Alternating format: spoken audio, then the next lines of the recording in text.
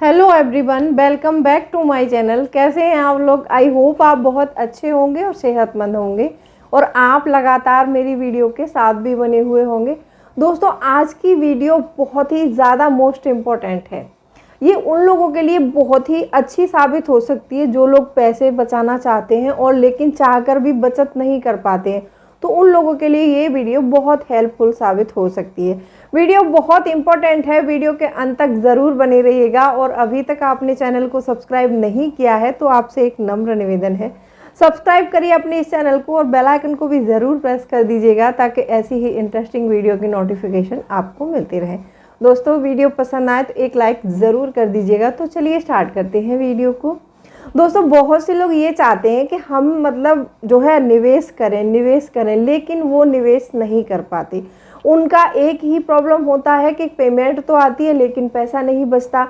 आमदनी बढ़ाना उनके बस में नहीं है, जैसे आमदनी बढ़ाना तो उनके बस में नहीं है, लेकिन वो खर्चे तो कम कर सकते हैं। खर्च कम करना उनके हाथ में होता है और ये खर्चे का कंट्रोल हमारे हाथ में ही होता है, जहाँ से हम खर्च कम करके पैसे बचा सकते हैं और उस पैसे को हम अच्छे से निवेश कर सकते हैं। तो आज मैं इसमें 10 पॉइंट बताऊंगी कि हम अपने खर्चे कैसे कंट्रोल में कर सकते हैं, कैसे अपने पैसे को बचा सकते हैं और उस पैसे को हम निवेश कर सकते हैं। तो चलिए स्टार्ट करते हैं वीडियो को। सबसे पहला पॉइंट आता है कि पहले निवेश करें, बाद में खर्च करें।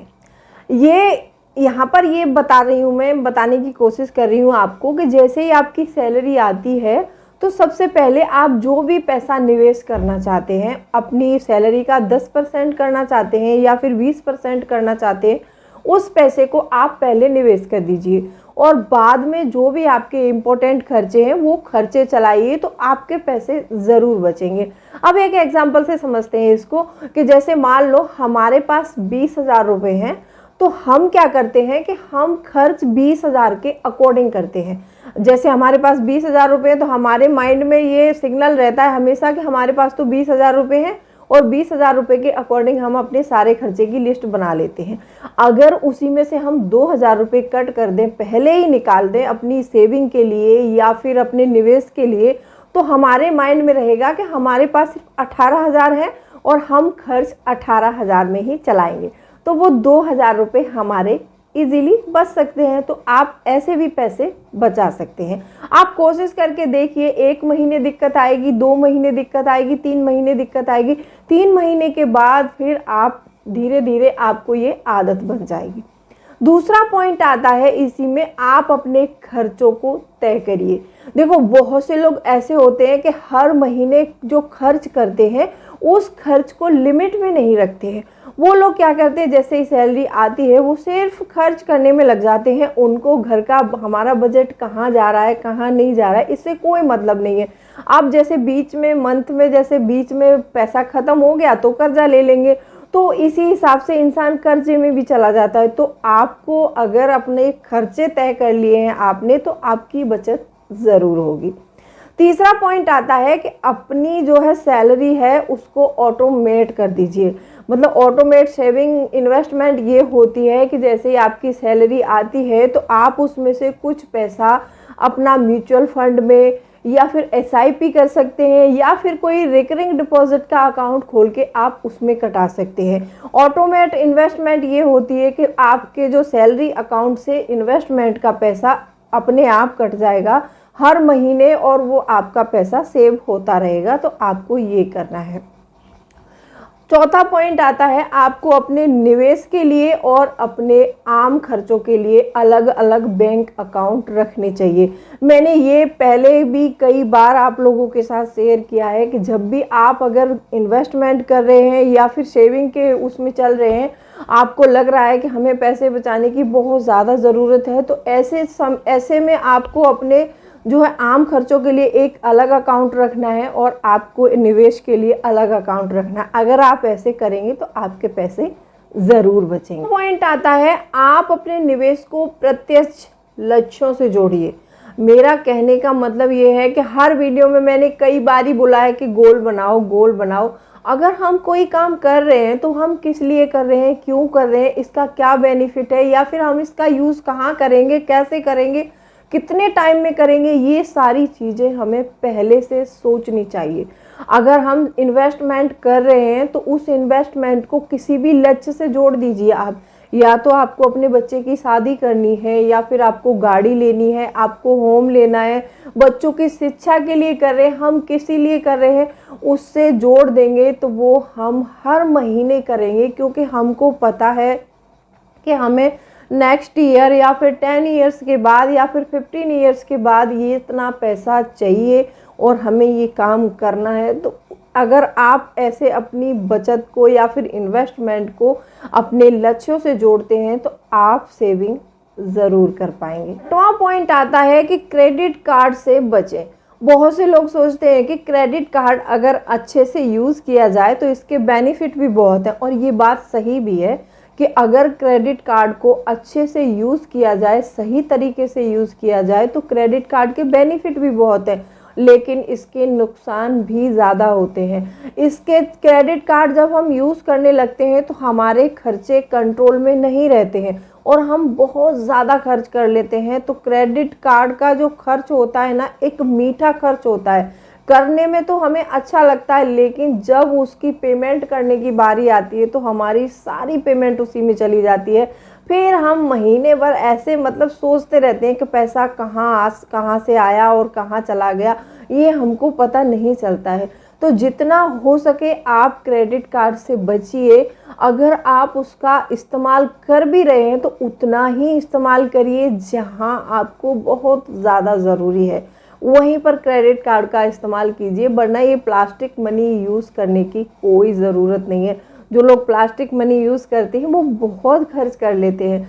तो मेरी राय यही है कि जितना हो सके उतना क्रेडिट कार्ड से दूरी बना कर रखिए। 8वां पॉइंट आता है कि हमेशा एक बजट बनाकर चलिए।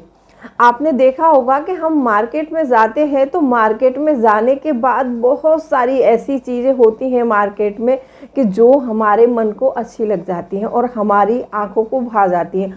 हम उन चीज़ों को फटाफट परचेस कर लेते हैं, हम लोग देरी नहीं करते, लेकिन ये आदत बिल्कुल सही नहीं है। जो लोग शेविंग करना चाहते हैं उनके लिए तो डेफिनेटली बिल्कुल अच्छी नहीं है। उनको इस आदत से हमेशा दूरी बनाकर रखनी चाहिए और हमेशा काम अपने बजट में करना चाहिए। और जो भी सैलरी आती है सबसे पहले उसका बजट बनाओ और जो आपकी मूलभूत आवश्यकताएं सबसे पहले उनको पूरा करो। उनके पूरा करने के बाद में जो आपका पैसा बचता है आप उसको अपने वॉन्ट्स पर खर्च कर सकते हैं, लेकिन वो भी आपको लिमिट से करना होगा। और देखो, खर्च करने की कोई लिमिट नहीं होती है, हम चाहे जितना कर सकते हैं, लेकिन हमारी सैलरी जो आती है ना वो लिमिटेड आती है। जो हम पैसा कमा रहे हैं वो लिमिटेड कमा रहे हैं। जब हम लिमिटेड पैसे में से अपना अनलिमिटेड खर्च करेंगे तो हमारा पैसा बिल्कुल नहीं बचेगा और हमें हमेशा अपने बजट के अनुसार ही चलना चाहिए। है यहाँ पर कि जिन चीज़ों की आवश्यकता हमारी लाइफ में बहुत कम है उन चीज़ों पर हमें पैसे नहीं खर्च करने चाहिए। देखिए, आप एक वर्किंग पर्सन हैं, आप किसी भी ऑफिस में जॉब करते हैं या फिर कहीं पर भी कोई भी काम करते हैं, आजकल काम पर सबको जाना पड़ता है और आपने ऐसे में किसी जिम की मेंबरशिप ले रखी है या फिर कोई OTT का सब्सक्रिप्शन ले रखा है, आपको टाइम नहीं मिलता है जिम जाने का, आप हफ्ते में एक दिन ही जिम जाते हैं, तो ऐसे में कुछ सामान वर्कआउट का आप अपने घर पर खरीद कर ला सकते हैं और उसको घर पर ही इस्तेमाल कर सकते हैं। तो अगर आप ऐसे चीज़ों पर पैसे खर्च कर रहे हैं, तो अगर आपके पास जिम की मेंबरशिप है और आप जा नहीं पा रहे हैं, हाँ आप डेली रूटीन से जा रहे हैं, आपको पता है कि मेरा रूटीन बना हुआ है, मैं अगर जा सकता हूँ तो ही आप ऐसे सब्सक्रिप्शन लीजिए, वरना आपके पास मान लीजिए OTT का किसी का सब्सक्रिप्शन लेके रखा है आपने, आपको टाइम ही नहीं है मूवी देखने का या फिर कुछ करने का, तो ऐसे में नहीं लेना है। आपने कोई मैगजीन या पत्रिका लगा रखी है अपने घर पर और आपको टाइम नहीं है उसको पढ़ने का, तो ऐसे में उसके भी पैसे खर्च करने की कोई ज़रूरत नहीं है। और आजकल आपने देखा है कि सोशल मीडिया ऐसा हो गया है कि सारी खबरें हमें सोशल मीडिया से मिल जाती हैं और आप जैसे जिम की मेंबरशिप लिए और आप जा नहीं पा रहे हैं तो आप उसको भी बंद कर सकते हैं। आप उसकी जगह अपने घर में आधा घंटा 20 मिनट योगा कर लो या फिर किसी पार्क में एक्सरसाइज कर सकते हैं, या फिर आप थोड़ा बहुत जिम का सामान लाकर आप अपने घर पर भी एक्सरसाइज कर सकते हैं। अगर आपको टाइम नहीं मिलता है तो आप वर्किंग पर्सन हैं, आप ऑफिस ज्वाइन करके रखा है और वहाँ जाने का टाइम नहीं है, तो ऐसी चीज़ों पर पैसे खर्च करने की कोई ज़रूरत नहीं है। हाँ, ये खर्च लिमिट करने वाली बात जो मैंने बोली थी कि देखो खर्च हम लिमिटेड कर सकते हैं। अगर हम थोड़ा सा भी बिजली कंट्रोल कर लेंगे ना तो बिजली का बिल भी बचा सकते हैं। हम बहुत सारी चीज़ें ऐसी हैं जो अपने घर में कर सकते हैं। आपको, जैसे आप अपने घर में रहते हैं तो आपको पता होगा कि आप कहाँ कहाँ से पैसे बचा सकते हैं, और जहाँ भी आपको लगता है कि यहाँ पर मैं 1 रुपये की भी बचत कर सकता हूँ, वहाँ से आप पैसे को ज़रूर बचाइए और पैसे को निवेश कीजिए। आज मैंने ये 10 तरीके बताए हैं, आपको लास्ट में एक बोनस पॉइंट भी बता देती हूँ। आप अपने आप को और अपनी फैमिली को हमेशा दिखावे से दूर रखिए। ये दिखावा करने वाली जो ज़िंदगी होती है ना, इसमें बहुत सारा पैसा ऐसे ही खर्च हो जाता है। पैसा कमाने में बहुत मुश्किल होती है हमें, और दिखावा करने में जो हम पैसा लगा देते हैं उसमें ज़्यादा मुश्किल नहीं होती है। बस अकाउंट से पैसा निकालना है और खर्च करना है, और पड़ोसियों को हमें दिखाना है कि हमारे पास बहुत पैसे हैं। अगर आपकी भी कोई ऐसी आदत है तो आप उसको तुरंत छोड़ दीजिए और अपने आप को और अपनी फैमिली को दिखावे से बचाइए। कैसी लगी वीडियो कमेंट करके ज़रूर बताइएगा, और कौन सा पॉइंट आपको पसंद आया तो वीडियो को लाइक शेयर ज़रूर कर दीजिएगा। तो चलिए मिलती हूँ अगले वीडियो में, तब तक के लिए bye bye. Thanks for watching.